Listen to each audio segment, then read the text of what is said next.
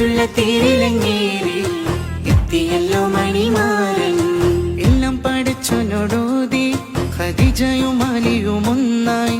10 മാസം തികഞ്ഞല്ലോ, പിറന്നല്ലോ പാത്തുമ്മ പെണ്ണ്. മക്കത്തെ മംഗല്യരാവ് ഖദീജത്തിൻ കല്യാണ നാട്. മഞ്ജുള്ള തേരിലങ്ങേറി എത്തിയല്ലോ മണിമാരൻ.